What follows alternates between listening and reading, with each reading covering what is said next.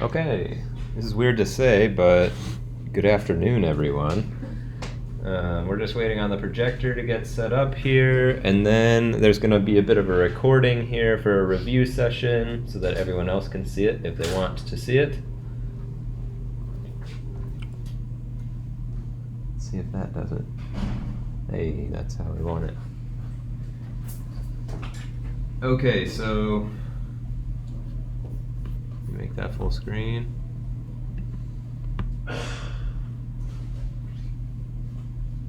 Go back to our review page. All right, so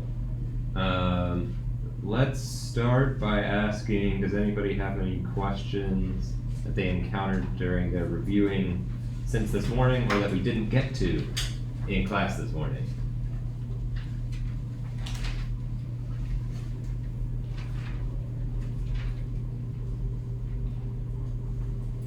Yeah. So for a lot of like perpendicular point slope stuff, I understand for like the slope, if you're trying to reverse it for a certain point for another, you make it equivalent to -1. How would you do it with parallel again? I'm just like, still kind of, what's the difference exactly? Okay, why don't we go over some parallel and perpendicular line problems? Does that sound good? Okay. Does anyone object?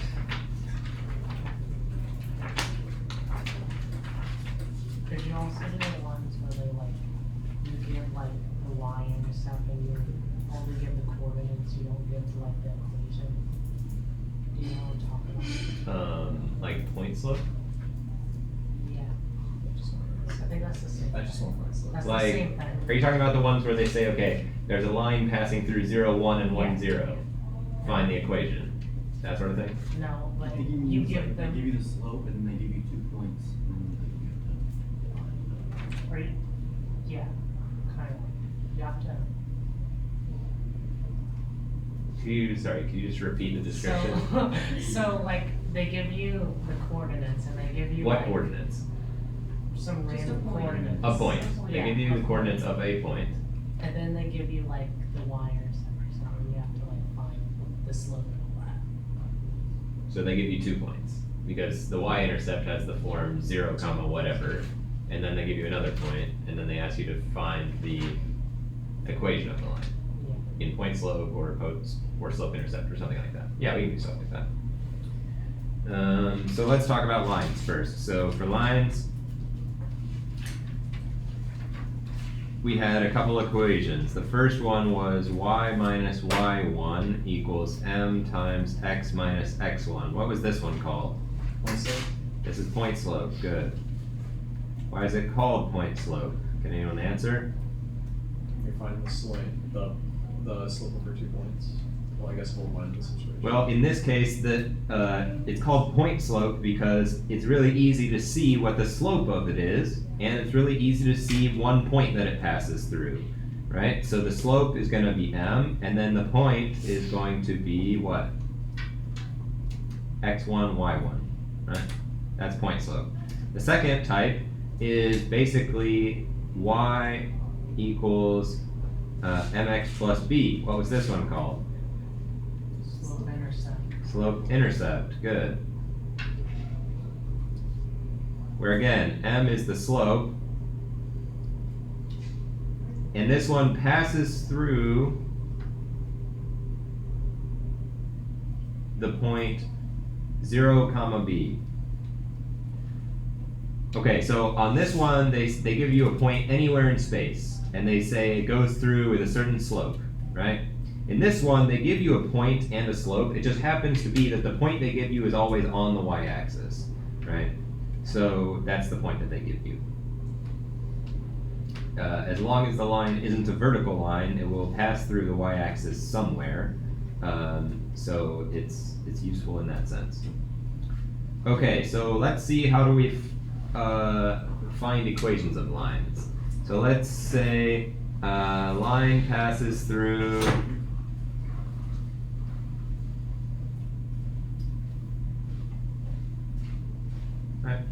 passes through -2, -1, and 1, comma 1. Let's find the equation. in. Let's first do point slope form.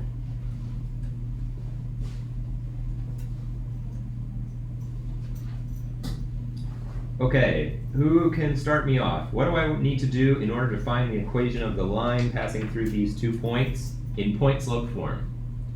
On slope. Very good. Colin, right? Yeah. Okay, Colin says we should find the slope first. Okay, how do I do that? I'm stuck. Y2 minus Y1, then Is there a light switch? Can we maybe hit the front lights, Zane? Can you do that for me? Maybe. Find out. Oh, that made it worse. Oh, you want them lower? Yeah, lower. Off, if possible. There we go. That's better, right? Okay. Sorry, how do we do it again? Y2 minus Y1 over X2 minus X1. Very good. And what's x1 and y1 and what's x2 and y2? We got that. 1 minus 1 over 1 minus -2.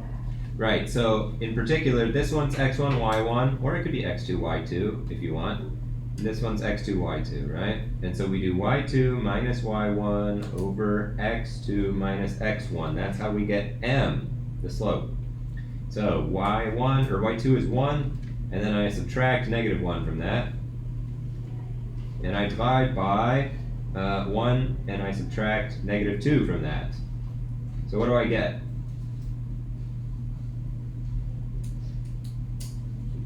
2/3.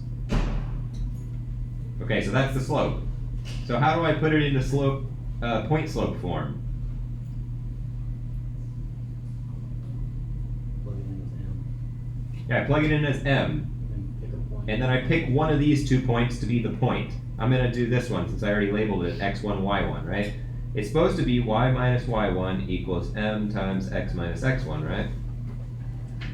So all I'm gonna do is I'm gonna take x1 and I'm gonna put it in for x1, and I'm gonna take y1 and I'm gonna plug it in for y1, and I'm gonna take m, which I just found out, and I'm gonna put it in for m, alright? So when I do that, I get y, okay, if I subtract a negative, that's the same as adding, so I get plus 1 equals 2/3 times x plus 2, right? Okay. So that's how I do point slope form. Any questions on that one?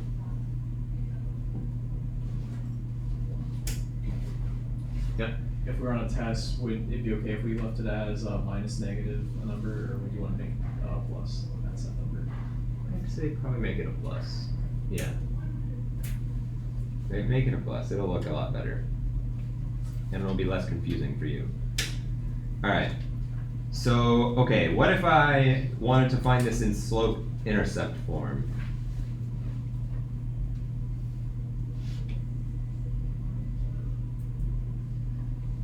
And let's say I'm not going to do it by rearranging the point slope form. How would I do it if I straight up just started with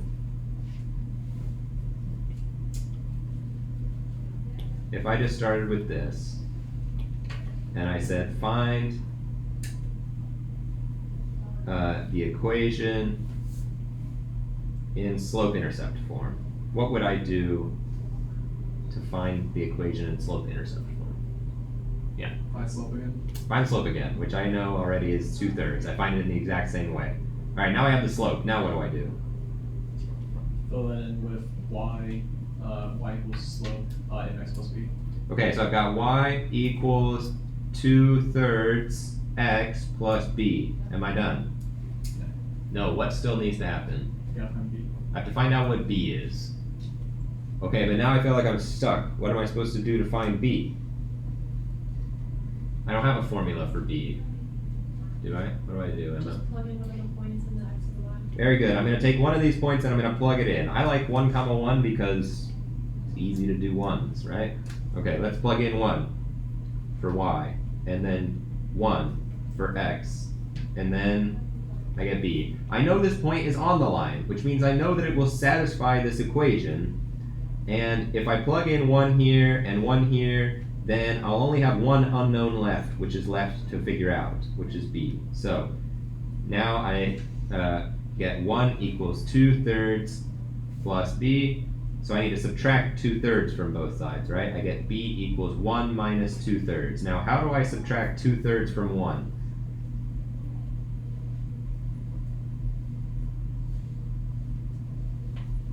Yep. Turn it into 3/3. Yeah, I turn 1 into 3/3. I get a common denominator. And how do I subtract fractions that have the same denominator? Just subtract it. You just subtract the numerators. What about the denominators? Am I going to subtract them? No, we're going to leave the denominators alone. So I'm going to get just 1/3 because that's what I get when I do 3 minus 2. I get 1, and then it's all over 3. Okay, so finally I have b. Am I done? You gotta fill it back in. I still have to fill it back in. So I get y equals 2/3 x plus 1/3. Alright, now I'm done. Any questions on this one? Okay, then let's do 2 follow-up questions.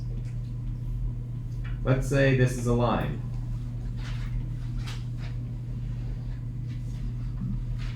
Find the equation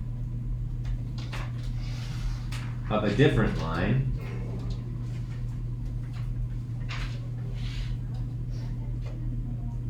which is parallel to this one. How do I do that? What is true about parallel lines? We have the same slope. They have the same slope, right? Parallel means they look like this. Okay, right? They go in the same direction, which means they have the same slope. What might not be the same about parallel lines? The y-intercept, where if you're using point slope, the point, right, may not be the same. Alright, so how do I go about making the equation of a different line which is parallel to this one? Just change the y-intercept. I'm just gonna change the y-intercept. I'm gonna leave the slope the same because the slope has to be the same, right? And I'll change the y-intercept to, I don't know, 100. Alright, so y equals 2/3 x plus 100. That's an equation of a line which is parallel. So what's true? If this is M1 and this is M2, parallel lines have M1 equal to M2. That's the crucial thing about parallel lines. The slope is the same. Alright, what about if I wanted to find the equation of a different line which is not parallel but perpendicular? The slope would be the inverse. The slope would be, okay, Well, not inverse. inverse isn't quite right. Reciprocal? It's gonna be A negative reciprocal? a negative reciprocal. Very good. Okay, so you're kind of on the right track with the word inverse, but the thing about the word inverse is the inverse is what we need to multiply a number by in order to get 1. We need to find the number that we should multiply in order to get negative 1. So it's a little bit different than an inverse, but you're real close in terms of ideas there. So okay, I have y equals 2/3 x plus 1/3. What should be the slope of my new line? -3/2. It's going to be -3/2x. And what about the y-intercept? Does that matter? No, it doesn't matter. We can put it anywhere we want. We can have it intersect at the same point, right? If I do it like this, then what do I get? I get a line which not only is it perpendicular to y equals 2/3 x plus 1/3, it actually intersects at the y-intercept, right? It intersects at the y-intercept and forms a right angle when it does so, right? Okay, so that's parallel and perpendicular lines. Let's do one more thing here. I'm going to give you the equation of a line in standard form. 3x minus 9y equals 18. And let's convert to slope-intercept. How would I go about doing that? Put 3x on the other side. Sorry? Put 3x on the other side. Okay, and yes, we're going to move 3x to the other side in the service of accomplishing what? We want to isolate y, right? That's what we want to do. So we're going to move 3x to the other side like Gavin said, so we get negative 9y equals, I'm going to write negative 3x and then plus 18. Okay. Am I done? No. Still have to do what? Isolate y. Isolate y by doing what? Dividing everything by 9. Dividing everything by 9, right? So I take, actually dividing by negative 9, right? So I get negative 3 over negative 9, negative 3x over negative 9, plus 18 divided by negative 9, which is the same as what? Y equals, who can simplify this for me? 1/3 x plus negative 2. Or minus 2. Yeah. Alright, so that's how we would simplify that one. How do we feel about that? Pretty good? Any questions on that one? If we were to do it to point-intercept form, would it be like a similar process, I assume? Or? If you were to move it to point slope form, what you could do is the following. So you already know the slope of this guy, right? How could we find a point on this line? How could I find a point on this line? Yep. 2 is the y-intercept, so it would be 0. Yeah, no. Negative 2, 0? No, I don't remember. One of those. 0, negative 2. Yeah. Yeah, so technically what we would need to do, okay, so I see what you mean in terms of we already know a point on the line. There's a point on the line which is the point 0, 2, right? So then you can just use y-intercept and say, well, it's y minus, no, something's wrong here.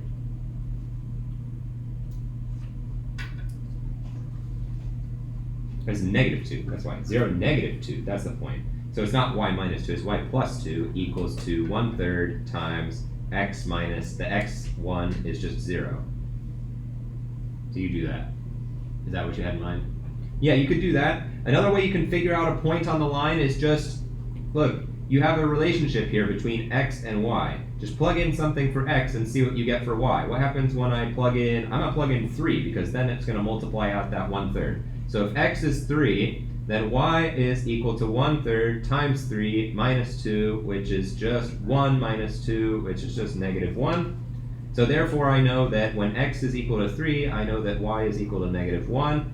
And so we could do also y plus 1 equals to 1/3 x minus 3. That's also fine. Right? Okay, so that's another way that we could do it. Just plug in a number for x and solve for y.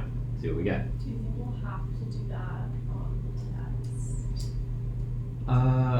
I can't answer that question because I'm not going to give away like what is going to be on the test in office hours. But let's just say that you'll have a strong advantage by attending. Fair? Fair. Okay. What else should we talk about? Is this enough on lines, or should we talk some more about lines?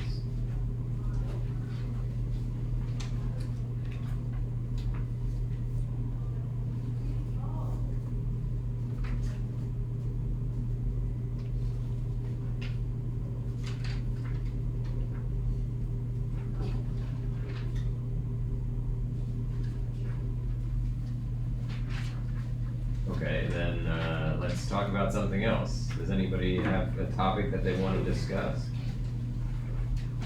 We do more quadratic in form. Okay, and Alexa, what did you think? I was just gonna ask, like, 1.2 about like circles, so it's like, one question on the homework was like, true or false, is this a circle? And you should be able to like look at it and tell, but I don't know, like, I'm not sure.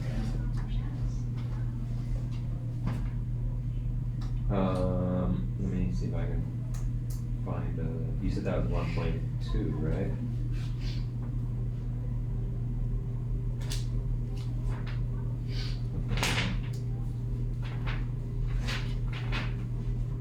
Oh. That's strange.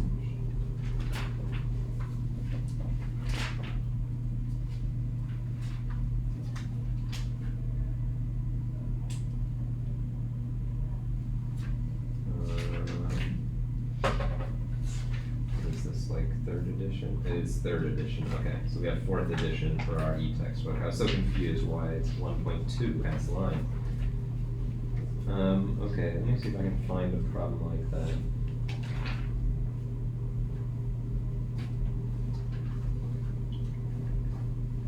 that. Determine whether the given equation represents a circle. Okay.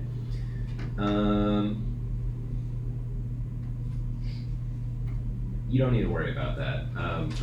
Okay, I'll explain really quickly, which is basically if you have something like, you know, x squared plus 3x minus y plus y squared minus 2y equals 17, something like this. The way you can tell whether it's a circle or not is by looking at the coefficients on x squared and y squared. If you have something like 2x squared here and then just y squared, then that's going to end up being an ellipse, not a circle. But we didn't discuss that in class, so you won't be responsible for that on the exam. Sorry, I let that one sneak through on the homework. I should have deleted it. So let me go do another quadratic in form, because that was one of the other questions. So let's try a harder one, maybe. Let's do something like,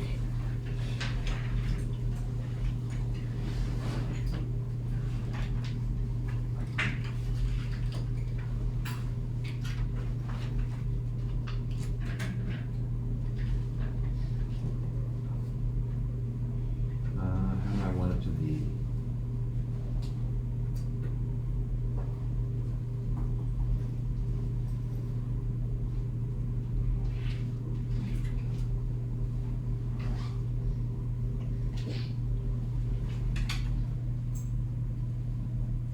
Something like this, maybe? This could work. So let's make it x to the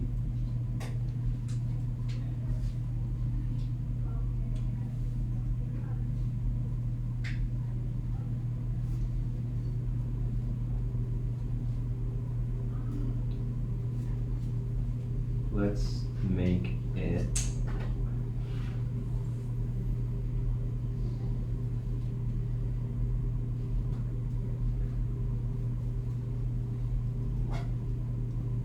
x to the fourth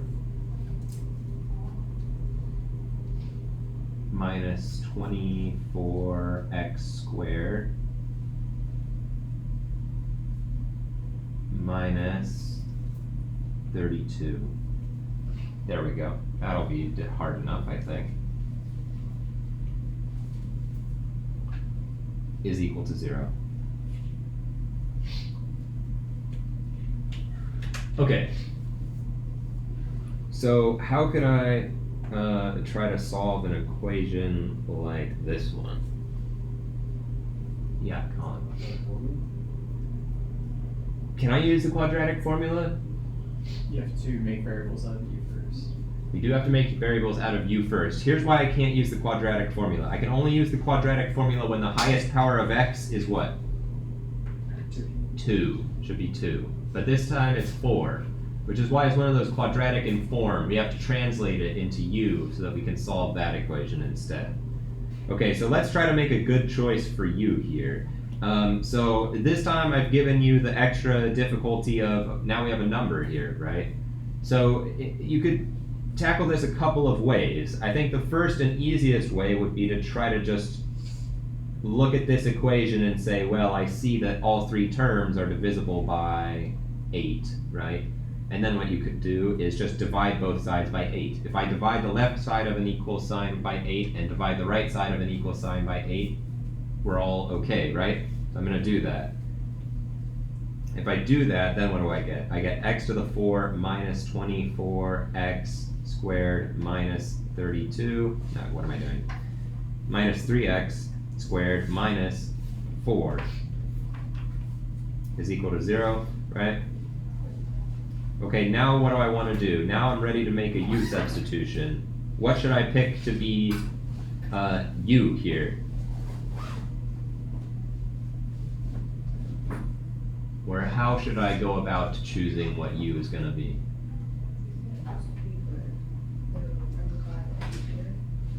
Sorry? Not the number by x squared. The letter we use for that one is b, right? B is the second term. We got ax to the ax squared plus bx plus c, right? But in this case, how am I going to pick u? It would be -3x squared. So you're almost correct.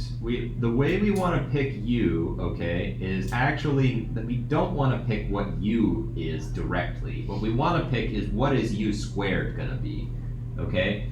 And what we want to do is basically replace this first term by u squared. Let's see what happens if I do that. What's u squared going to be? X to the 4th. Then if u squared is x to the 4th, what is u? X to the 2nd, right? Because I take the square root on both sides. Now if I use this as like a translation language, okay, let's translate this into u. What would it be? U squared minus 3u minus 4 equals 0. Good. So now I've translated the problem into u, and this is a quadratic equation, so Colin, we could use the quadratic formula here. But what's probably easier than using the quadratic formula would be to factor, right? Can I factor this one? How can I factor this? -4 positive. Yeah, u minus 4 and u plus 1, right? Equals 0. So u is equal to what? Use 4, -1. U is equal to 4 and u is equal to -1. So, am I all done? What do I still have to do? Convert it back. I have to convert it back, right? Okay, so how am I going to convert it back?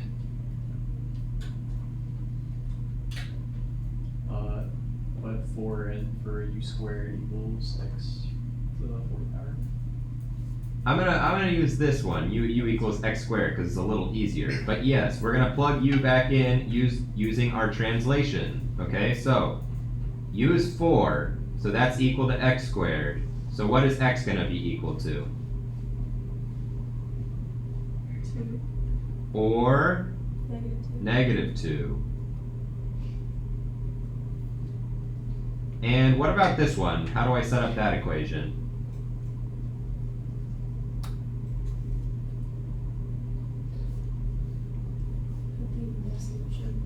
I would get -1 equals x squared, and somebody said no solution. Was that you, Sully? Why no solution? Because I can't take the even root of a negative number. Think about it. If I want to take a number x and square it and get -1, it doesn't make any sense. Why not? Because if x is an even number and I square it, not even, a positive number and I square it, then the result will be positive. What about if x is a negative number? If I take a negative number and I square it, what am I going to get? Something positive again. There's no way to take a number and square it and get something negative, unless you're using complex numbers, which we're not considering in this class. So this one gives us no solution. Okay. Are we happy? Alright, so these would be my answers. Okay? Any questions on that one? Yeah. If it was like any other number, like 1 or something like that, just like for instance, it would be also in that, they'd be plus or minus 1. for that Well, situation. well, if you're gonna take the square root, I mean, this is only true in the context of the translation, right? So it happened to be that u was x squared. So when we translated back, we ended up taking a square root. Anytime we take a square root, yes, we do have to consider the positive and negative square root. But if, for example, like the one we did earlier in class today was 6 and 3, and so u is actually x cubed. So when we took a cube root of -1, we only got -1 because there's only one cube root of -1, right? So it's not always going to be a plus and minus situation. It's going to depend case by case.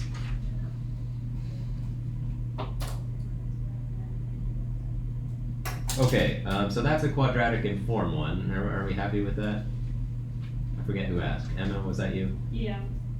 How do you feel about that? It's fine. Okay.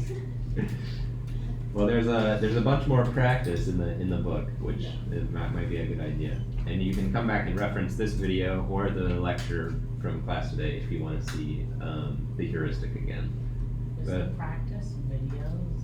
Because that's what, when I looked under the textbook, it looks like it's videos, like the practice. Is that what it is? Or is it actual problems? This textbook is video. No, I'm just referring to the fact that I recorded this morning's review and it's posted to my YouTube channel. So I went through the idea of how to do the quadratic in form in class this morning.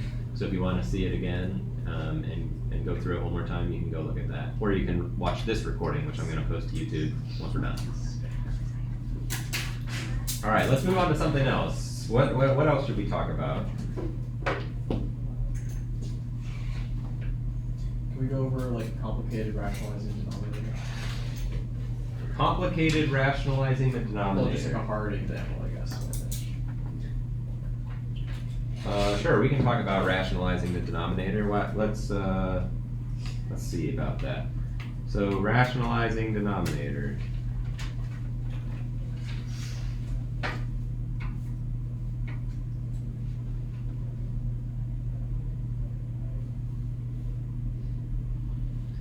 Let's try something easy first. Let's do 6 divided by the square root of 7. How do I rationalize the denominator in this case?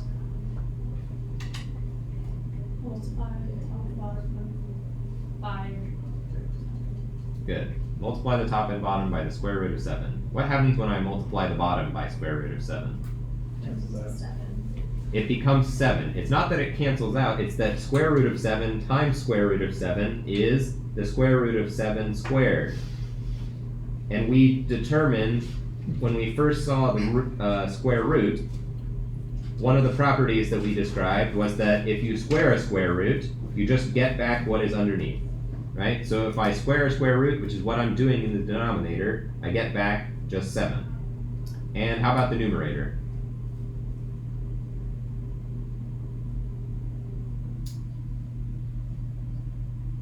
Just get 6 square roots. Yeah, just 6 square root of 7. Alright. Can it be simplified further? No, why not? Cancel out. But can't I break up 7 into 2 different things and maybe there's a perfect square in there? 7's a prime. 7's a prime. Very good. 7's a prime number. We can't take the square, we can't simplify this square root anymore. Alright, let's do a harder one. Let's do 6 over 1 plus the square root of 7. Aha. Now it's hard, right? Okay, let's try that trick again. Let's see if that works. I'm just going to multiply the denominator. 1 plus root 7, and then on the denominator 1 plus root 7. So on the top, I just get 6 plus 6 root 7. And let's see what happens in the denominator. Well, of course I have to FOIL, right? So what do I get? I get 1 plus root 7 plus root 7.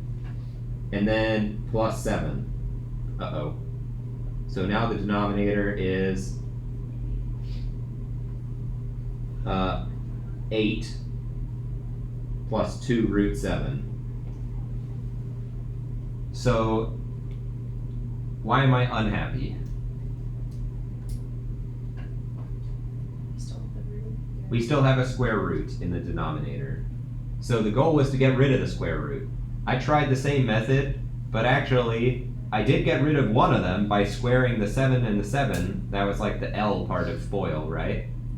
But I also created 2 extra with the O and the I, right, of FOIL. So how do I mitigate this? What should I do instead? Multiply by the conjugate. I should multiply by the conjugate, okay? So instead of multiplying the top and bottom by 1 plus the square root of 7, what am I going to do? Multiply by 1 minus the square root of 7 on the top and the bottom. Why is that advantageous? Can you explain it for me in words? When you FOIL it out, it'll cancel, because it'll be a plus square root of 7 and then a minus square root of 7. Exactly. When we FOIL this out, we're going to get a minus square root of 7 from multiplying these two together. And I'm going to get a plus square root 7 from multiplying these ones together. So all of the middle terms are going to go away. So let's see what we get. I get 6 minus 6 root 7 divided by what? 1. O comes next, so that's minus the square root of 7. And then I, that's inside, that's plus square root 7. And then I get a minus 7, right? Okay, so what happened was the middle 2 terms canceled one another. Middle 2 terms canceled one another. So what do I get in the numerator? Just 6 minus 6 root 7. And in the denominator, I get 1 minus 7, which is negative 6. So can I simplify anymore? Yes, I can. How can I simplify this more? Negative 6. They all have a 6 in them, right? So I could rewrite this as 1 minus 1 root 7 divided by negative 1. What happens if I divide 1 by negative 1? What do I get? If I do 1 divided by negative 1, what do I get? Just negative 1. And then what happens if I do negative 1 root 7 divided by negative 1? I get plus 1 root 7. Okay, dividing by negative 1 is the same as multiplying by negative 1. Okay? They're indistinguishable. Alright.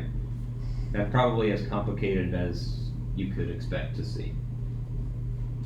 Any other questions on rationalizing the denominator? Yes?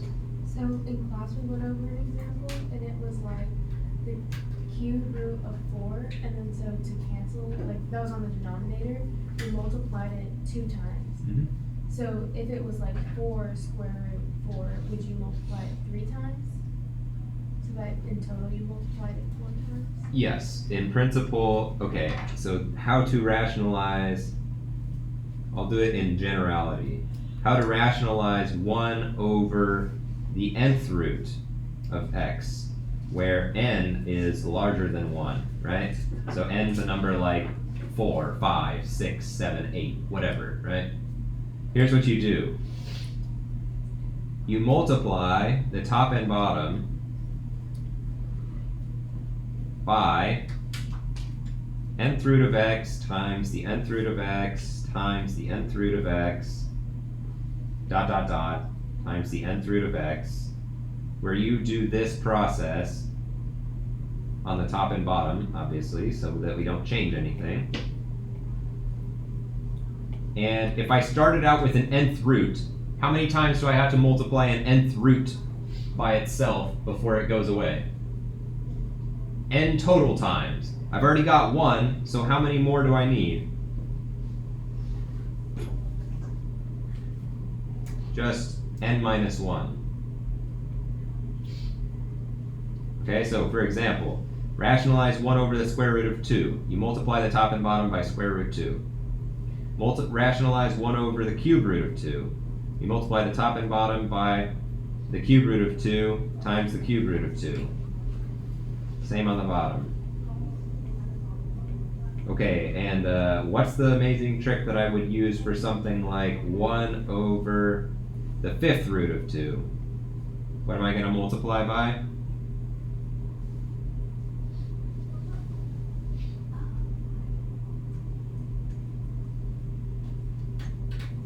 I'm going to do it how many times? 4. 4 times, right? Because I need to have a total of 5 of them in the denominator. I've already got 1, so I'm going to do it 4 times, right?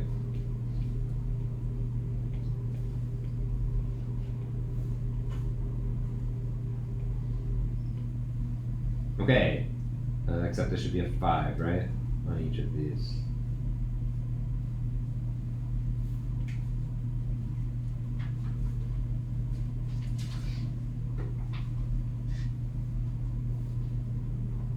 Okay. So what would I get if I carried this out? In the denominator, I'd just have 2, right? Because I took 5 powers of the 5th root. Okay? A 5th power and a 5th root undo one another. This is like the 5th root of 2 quantity to the 5th power, right? The roots cancel and I'm just left with 2. What about in the numerator? I have the 5th root of 2 to the what power? 4. Does that answer your question? Alright. There's no such trick for something like this with a higher order root. Well, maybe there is, but I don't know it. Okay. Let me go through the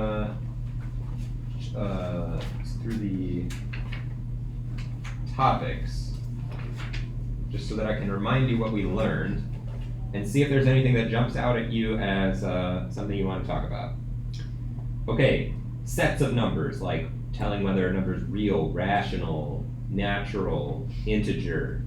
We had the real number line, inequalities on the number line and graphing them. We had sets and intervals, union and intersection, absolute value,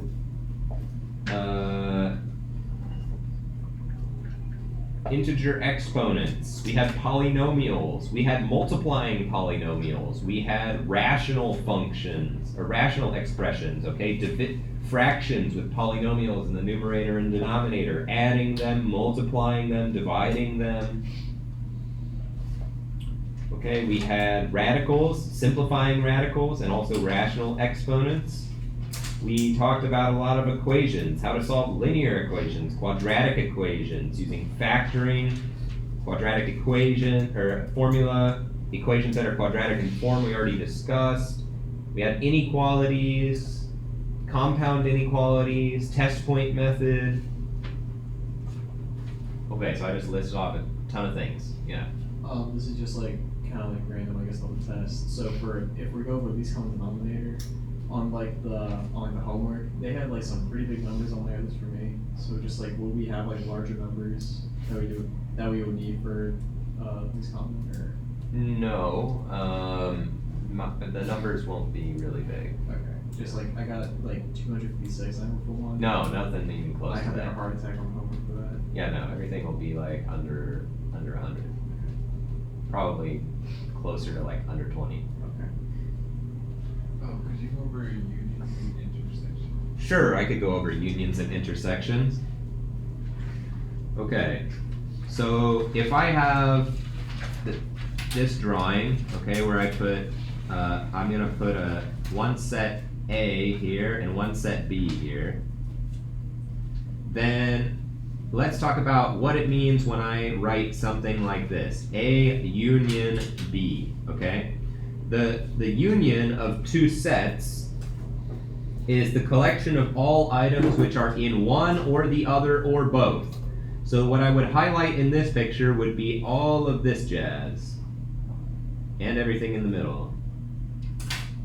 Okay, that's A union B.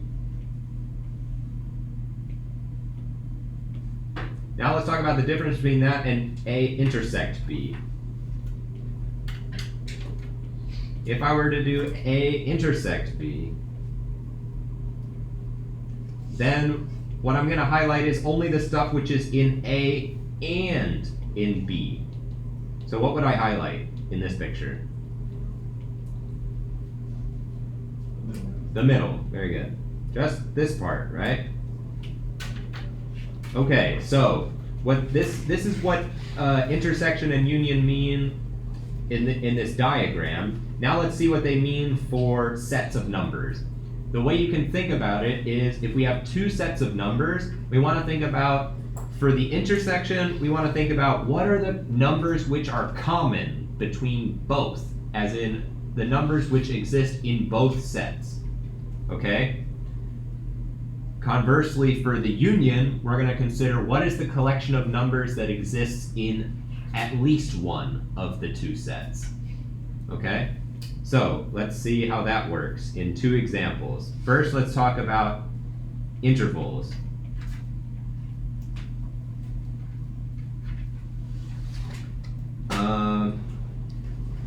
Let's do 1,7 intersect 3, 9, and I'm going to put a bracket on the 3. Okay, so what does this symbol mean? Intersection. And what's the word that goes with intersection? Is it or and? And, right? The way I like to remember it is that this kind of looks like an N in the word and, right? Okay, so what sort of numbers are going to go in the new set? Sorry? Yeah, we're going to put, this is going to be a new set, okay, or a new interval, if you will. And the numbers which go in the new interval are the numbers, those numbers which are in both of these two intervals.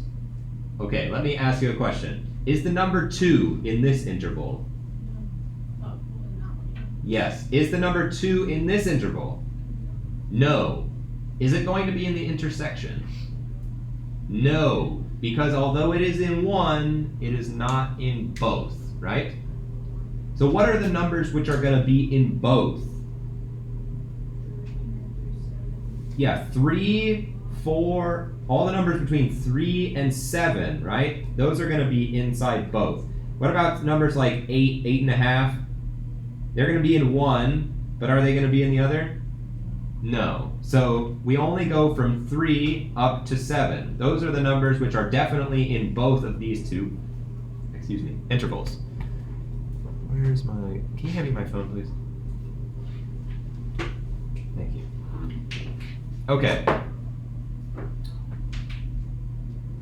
So the last thing to decide is, are we going to have a bracket or a parenthesis? What do we think about the 7? Should we have a bracket or a parenthesis? Can you argue why? Because it has one on it already, like on its side. The argument that I like better than that is that if I just think about whether 7 should be in the set or not, I can ask myself, is 7 in this interval? Yes. Is 7 in this interval? No. So it's not in both. That's an explanation which I like a little bit better than just inheriting the what it was before. But for the most part, I think that rule will probably serve you well. I just like to explain it that way. No, it makes a lot of sense though. Okay, so for 3, what about 3? Is 3 in this one? Yes, it is. Is 3 in this one? Yeah. Yes, it is. So should we include it in the intersection? Yeah. Yes, we should. So what kind of symbol should I put here? Bracket. A bracket, because a bracket means that it is included. Okay. How do we feel about that one? Pretty good? Let's do another one. Let's do 1,7 union 3, 9. Not a bracket, parentheses. Okay, what do we think about this? What does this symbol mean? Or. So, I'm gonna make a new set, and what numbers am I gonna put in the new set? 1, 2, 3. I'm gonna put all the numbers which are in this set, or in this set, or in both of the sets. Okay, so 1 is gonna be the smallest number, and we're gonna go up to 9, right? Question, should I include 1? No. Why not? Because it's not in either of the sets. Yeah, 1 is not in this set, and it's not in this set. So it's not in one or the other or both. So therefore, it should be excluded. How about 9? No. Same thing, it's not in either set. Okay, great. So since there was a little bit of overlap between these two, we end up with just one. We end up with just one interval here, right? Which goes from 1 to 9. So the way these look on a number line is like this, right? Okay, so 1, 7, right? It looks like this. And then what does 3, 9 look like? 3, 9 looks like something like this, right? So since they overlap a little bit, we form like one new big interval. Make sense? Yeah. Will you be giving like half points on the exam still? Yeah, I'll give partial credit on every single problem. Of course, you have to actually earn the partial credit. So, yeah. So, like for example, one of these, it's not that easy to give partial credit on. But like, if you got, say, the numbers of the interval right, but you accidentally put a bracket on 9, I would not count your entire problem incorrect. Does that make sense? All right, let's do another example with union and intersection. So we saw how to do union and intersection with intervals. What about with just regular sets of numbers? What if I had a squiggle set of numbers? And in my set, I'm going to put the number 1, 1/2, 32, and 7. And I'm going to call this set A. And B is going to be the set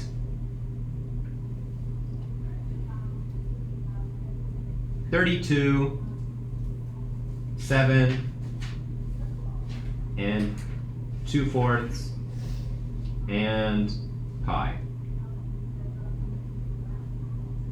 Okay, so now I have two sets of numbers, and it's not an interval, right? It's just a collection of a finite number of numbers, right? I put in the number 1, 1/2, 32, 7, but none of the ones that are in between. It's just a collection of random numbers, right? So what would I get if I were to do A intersect B in this circumstance?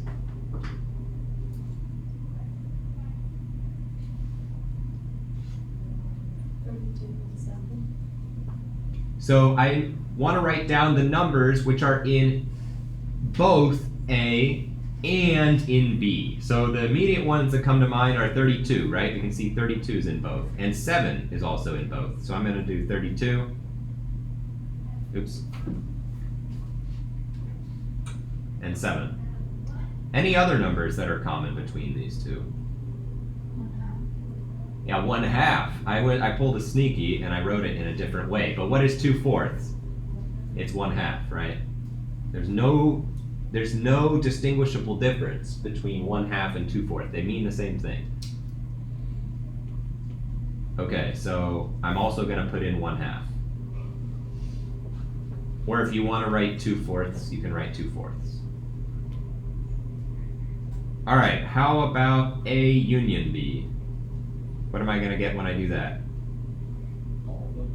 All of them. So question, am I going to write like this? 1/2, 7, 7, 32, 32, 2/4, and pi? You write everything once. We're only going to write things once, okay? Because we're talking about a collection of types of numbers, not specific ones that we've written down. We just want to write down the types of numbers, okay?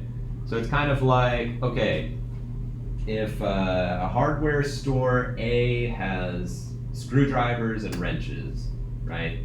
And a hardware store B has screwdrivers and sandpaper. And I ask you, what kind of stuff can I buy at those two hardware stores? You wouldn't say, well, you can buy screwdrivers and also you can buy screwdrivers and also you can buy sandpaper and also you can buy, you know, I wouldn't repeat the type of items. I'm just trying to list all of the types of items that are in the set. So I'm just going to list each one time.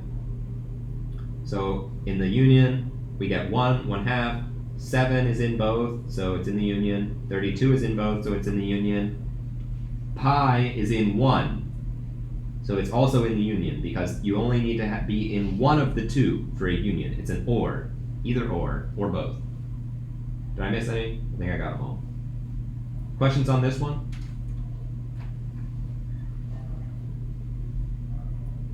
Okay.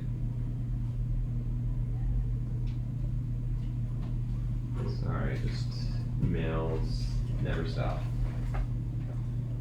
Okay, so that was union and intersection. Was there anything else from what I listed earlier that sounded like something you wanted to talk about?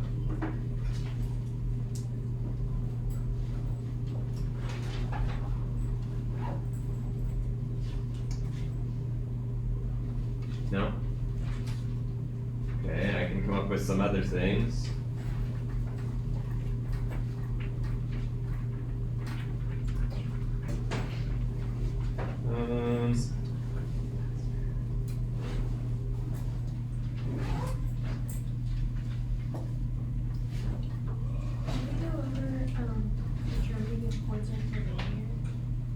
Determining if points are collinear. Sure. What section was that in again? I think it was in the lines section maybe. Let's see if they have those in here.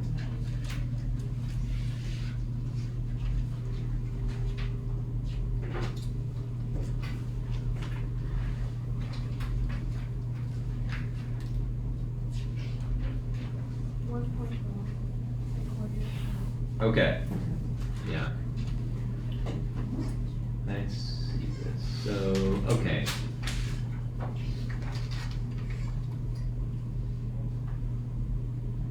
Zero comma 1 is 1, and then 1 comma 3,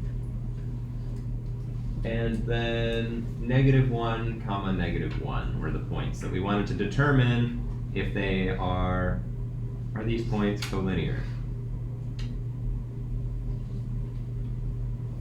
Okay, so here's the deal with collinear points. They satisfy a relationship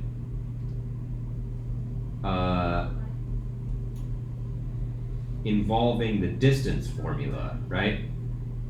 So let's call this point P and this point Q and this point R, all right? Then what will be true? We will say the following. If P, Q, R are collinear, then what is going to be true? Well, they're going to be like on a line, like so, right? And what would be true is that they're all in a straight line like this. Let me also show, for example, how it's not true when I have something like this, when they're not in a straight line. Okay. So I claim that you know this math already, just in your bones, okay? Which says the following. If I want to get from point A to point B, okay, then the fastest way, right, is to go straight there. Agreed? And I hope that you would also agree with me that if I wanted to get from point A to point B and I stopped over here first, I would have to walk a further distance, yes? right? So this is like when you're walking on the road, okay? When you're walking on the road and you want to get over here and you are here, but what do? Do you walk all the way down to the crosswalk and then up and then over? No, you just jaywalk like a madman and you don't care about the law. Or madwoman. Okay, so you don't care about the law, you just go straight there. So what is this to say? This is to say the following. The question is, when is Q gonna be on the way to R? Okay, this is P, this is Q, and this is R. When is P going to be on the way to R? It's going to happen exactly when this is true. Distance from P to Q plus the distance from Q to R is equal to the distance from P to R. Okay, what is that saying? Okay, let me show you what these distances look like using colors. Distance from P to Q, that's this distance here. Distance from Q to R. Excuse me, my eye is itching. Distance from Q to R, that's this distance here. And what is the distance from P to R? That is this distance here. And you can see, yes, okay, if I walk this far and this far, it's the same as walking this far, right? Because these two component distances make up the entire way there. Why is that not true for the other one? If this is the distance from P to R, so let me label these points. So this is P, Q, R. And then yellow was P to Q. And then lavender was Q to R, right?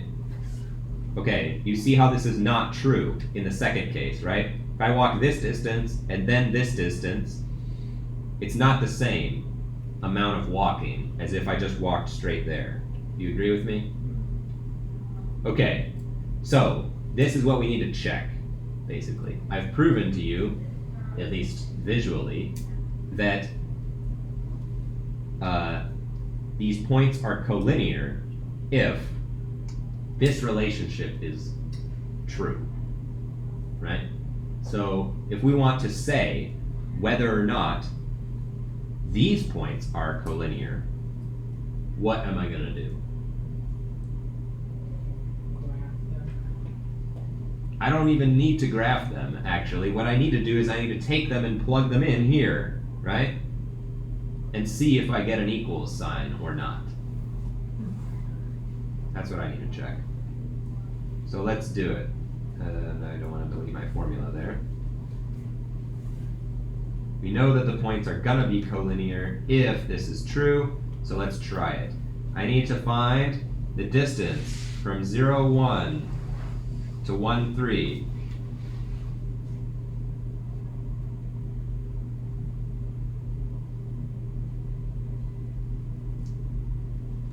This is going to be fine. Plus, I find the distance from 1, 3 to -1, -1. And I check, is that equal to distance from 0, 1 to -1, -1. Which I suppose it probably would have been better to graph these first, now that I think about it. But let's see how this works out. Let's find the distance between 0, 1 and 1, 3. How do I do that?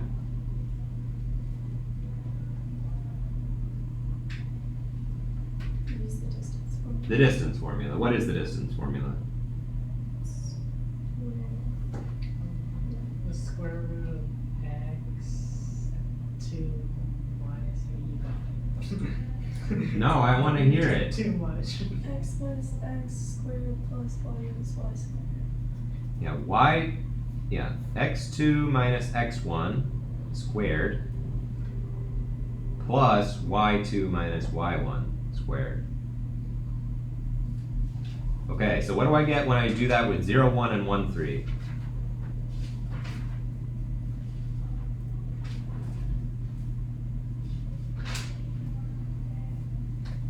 I get the square root of what?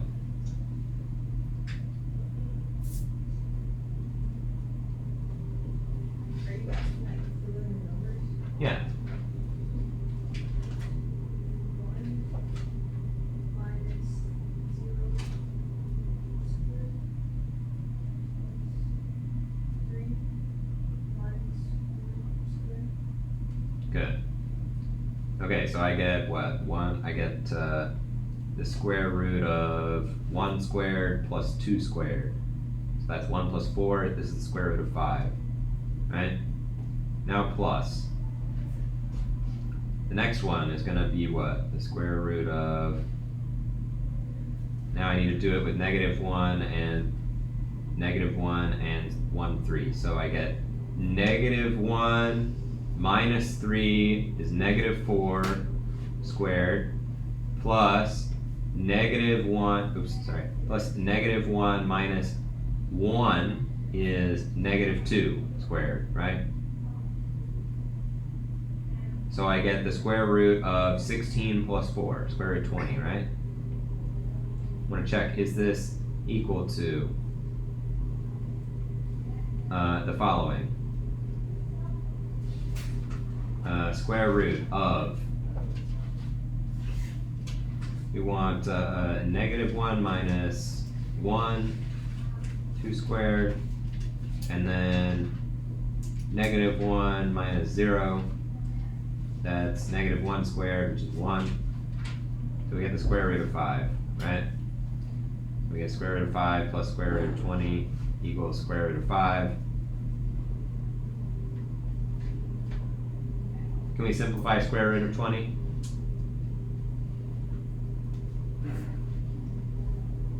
I can split 20 as what? 4 and 5, right? So what comes out? 2, and then a square root of 5 still in the middle. Okay, and so I mean, initially when you look at this, you think, this is a little bit confusing. This doesn't seem right. 5 plus 2 square root of 5 is definitely not equal to the square root of 5, right? But the thing is that we need to make sure that the choice of the order of these points, okay, should be in order, right? We need to be able to find a way to label them such that this equation is true. And it's possible, and in fact true, in this case, that if we take the labeling as shown, it's not going to work. But if we are to say, call this one P, and this one Q, and this one R, then it actually will work. Okay, so the way that you see how you should do it is probably best to just graph them so that you can see which one's going to be like in the middle. So where's 0, 1 here? 0, 1 is going to be in the middle. And then 1, 3 is like up here, yes? And then -1, -1 is down here, right? So I think we should choose, this can be R, this can be Q, and this can be P. I think that would be a better choice. So this is going to be P, and this is going to be Q. Because what you need is to eliminate the possibility of doing the following. If you have like 3 points, 1, 2, 3, what we said was that this whole distance is equal to this whole distance plus this whole distance, right? But what we've done is we've taken the long distance and added it with one of the short distances, right? We're never going to get that that is going to be equal to the final short distance. We need to add up the 2 short distances and see if they're equal to the long distance. So when in doubt, if you run into a situation like this, the biggest number is what needs to be on the other side. So something has gone wrong if you end up with a large number being added to something. So let's see how it would look if we had done it using the opposite order. The way it would have looked is we would have put this guy, in fact let me leave it as it is and just show you using boxes. This one should have been on the other side. And this one here should have been on the other side. Okay? So if we had done that, then we would have had not this, but this guy would have been on this side, and this guy would have been on this side, and we would have had the equation square root 5 plus square root 5 equals 2 square root 5. Okay, I realize it's a little bit confusing the way that I explained that. But what I didn't want to do was show it to you the right way and then fail to comment on how you could possibly fall into this trap, right? So this way you get to see what you need to do in order to triple check this. Okay, any questions on finding or determining whether these points are collinear or not? Should we do another example? Alright, let's do another example where we do it correctly from the get-go. Let's do... Oh, come on, not that. That's terrible.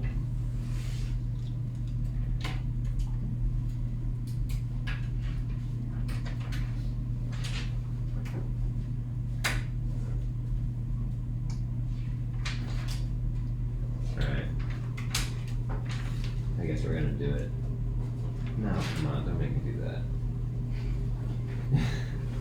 I really don't want to do that. Let's see if maybe I can find another one in the previous section. Oh, here we go. We can do this one.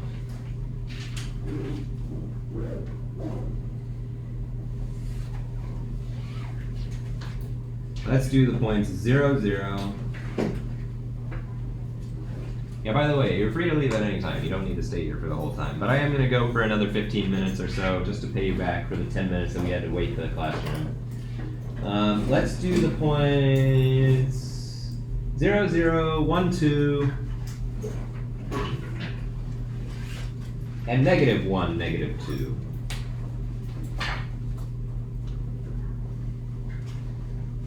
Okay, so probably before I label them PQR, probably the best thing would be to graph them, just to see which one's going to be in the middle. Okay, so let's see. Where is 0, 0 at? At the origin. Very good. And 1, 2, which quadrant? First quadrant. It's got something like this, right? And then what about negative 1, negative 2? Okay, so what would be a good choice for Q? We want to pick PQR, where Q is the middle point. 0, 0. I want 0, 0 for Q, and I want one of the others for P. Maybe it would make most sense to probably do 1, negative 2 for P, and R is going to be, whoa, that's cool. R is going to be that one.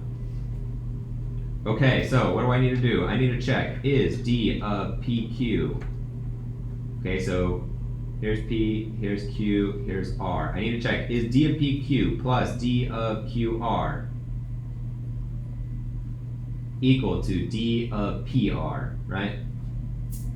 Okay, and now I can tell that it's definitely going to be correct, right? Because Q is certainly the middle point, and I've chosen it to be 0, 0, right? Okay, any questions on how I set it up before we go ahead and do a lot of distance formula? You good? Okay. All right, so let's do it. So I get the square root. I'm going to draw it all out. Okay, P is negative 1, negative 2, and Q is 0, 0. So I get 0 minus negative 2, quantity squared, plus 0 minus negative 1, quantity squared. Now plus square root, big square root.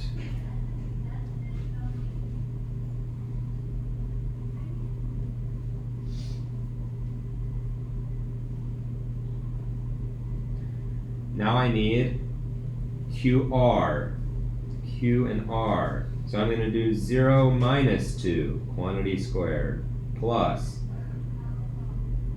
0 minus 1, quantity squared, is equal to, now I'm going to do the square root of, I'm going to do 2 minus negative 2, quantity squared. And then I'm going to do plus, and then 1 minus negative 1, quantity squared. So in the end I have what? The square root of, so this is 4, right? Because negative 2 squared is 4, this is 1, so I get the square root of 5 plus the square root of 5 is going to be the same. And then we have the square root of what?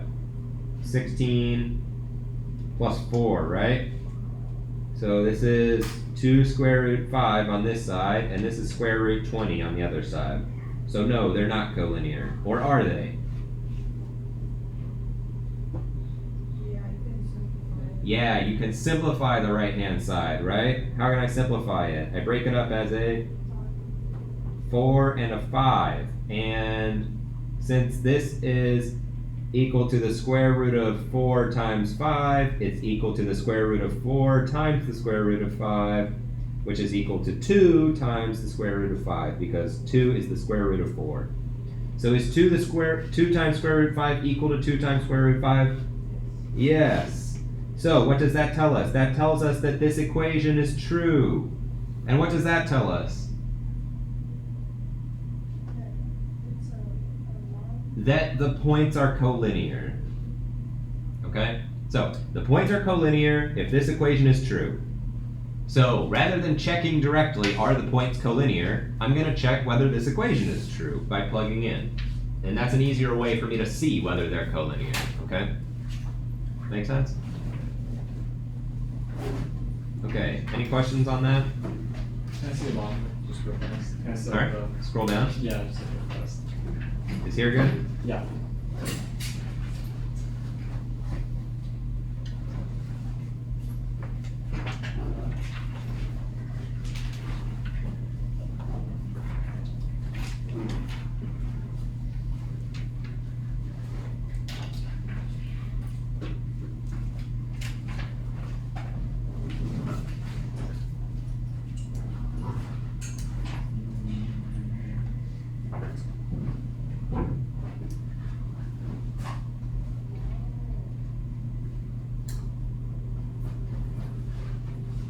Yeah, that should be good. Alright, any other questions or any other topics we should talk about?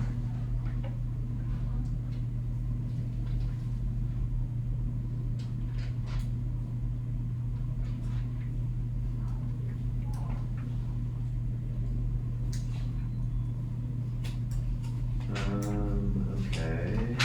Let me go back to the appendix chapters. See if there's anything I missed.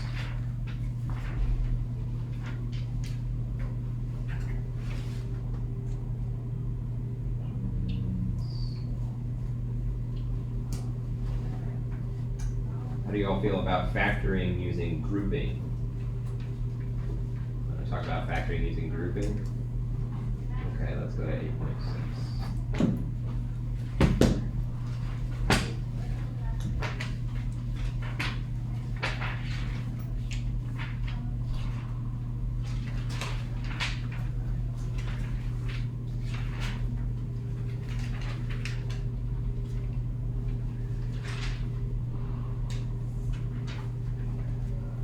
Okay.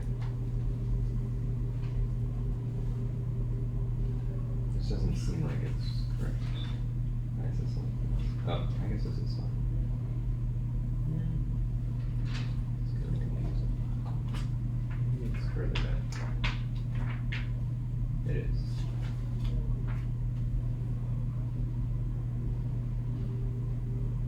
Alright, let's do this one.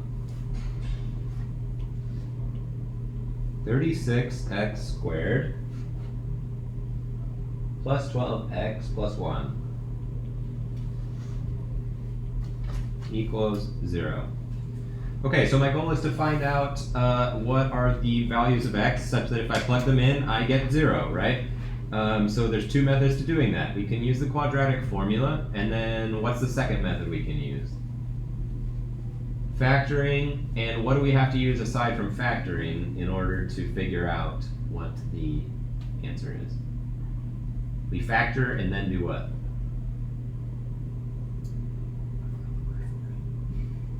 You know the letters for it? Okay, so once I get it factored, and I have two things being multiplied together and getting 0, what does that mean?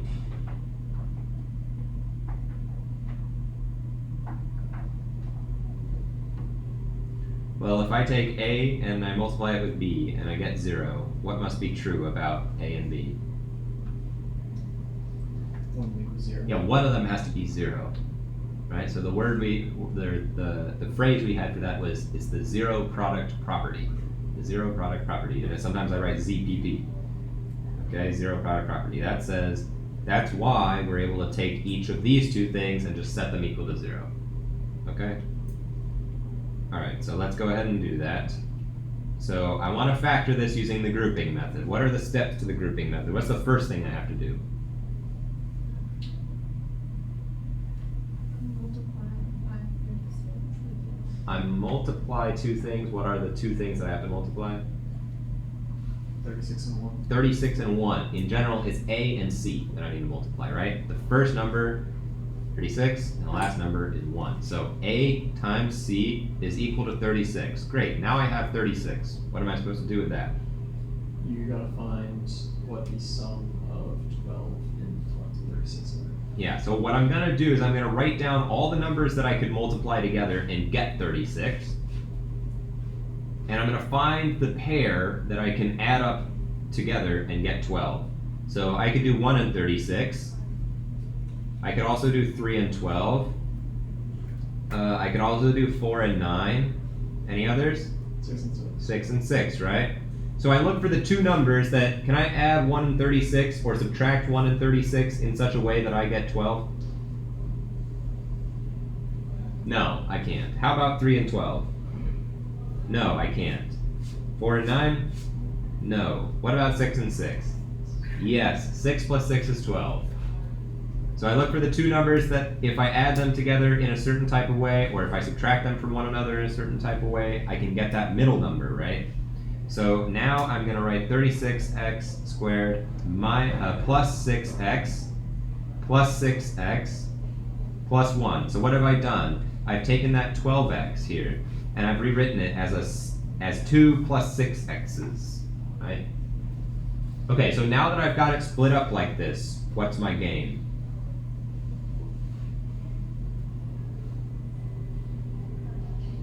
Split them up and group them. Group them, right? I'm going to put a parentheses around these ones and a parentheses around these ones, and now what do I do? Factor.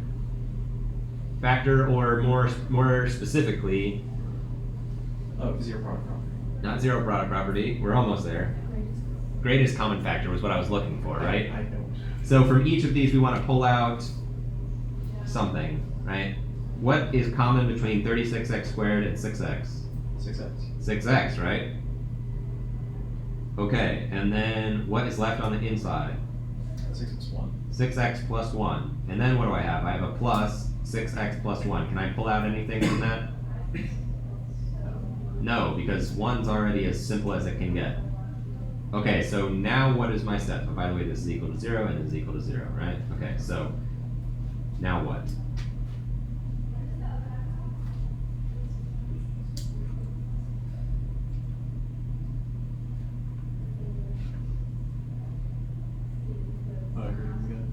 Group them how? As 6x times 6x. That's just it. Pretty sure. Okay, so we want to write this as like something times something, right? That's how we want to write it, right? But we're a little stuck, huh? Well, let me ask you, what would I do if I was to add 2x plus 3x? What would I get?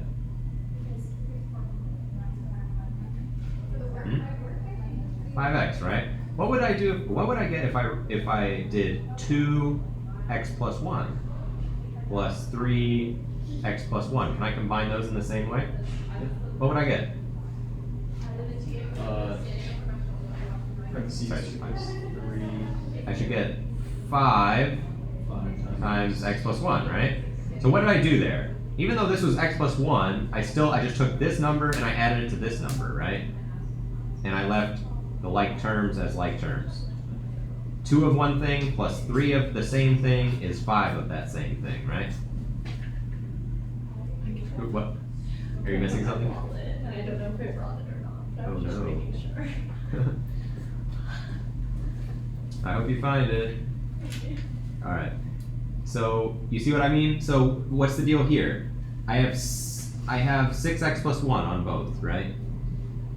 So how do I combine them? I have 6x of something, and then I also have one more of that thing. So what I'm going to do is I'm going to write 6x plus 1. That's the thing that I have. And how many should I have?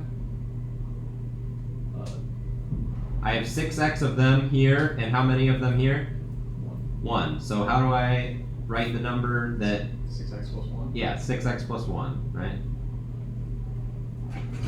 Does that make sense? Now that you see it on the screen? What do you do in the front? Caroline and Alexander, are you good with that? Okay. No, I'm not trying to like put you on the spot. I just want to know if I should give more details or explain that again. We good? Okay. All right. So now the famous ZPP. What do I do? Equal to 0. Yeah, just set both of them equal to 0. In this case, I can just do 1, right? Because they're the same. So I solve for x. I get x equals negative 1, 6. Okay. So I solved it, right? Are we happy? Okay, I'm pretty happy. Okay, so the crucial step here was, first of all, or the crucial steps, multiply a and c. Find two numbers which multiply together to get AC and who add together to get B, right? Then you break up the middle term as those two terms, 6 and 6 in this case. All right, and then you group them together, and then the next step was to do what? Pull out a GCF, right? And then what we did from here to here was essentially combine like terms, is a way you could think about it, right? I have 6x of this type of object, and I have one more of that same type of object. So the 6x here goes right here. The 1, which is hanging here but not seen, goes here. And then these two go together right here. Is that clear? How they all got there? Okay. So that's how we do that one. What time it is? It's 4:12. Which means probably we're about done for today. I think that's probably where I want to end for today. Your exams tomorrow morning. Make sure you wake up on time, have some coffee, and good luck. My colleague will be there to proctor the exam for me because I can't go. But yeah, good luck.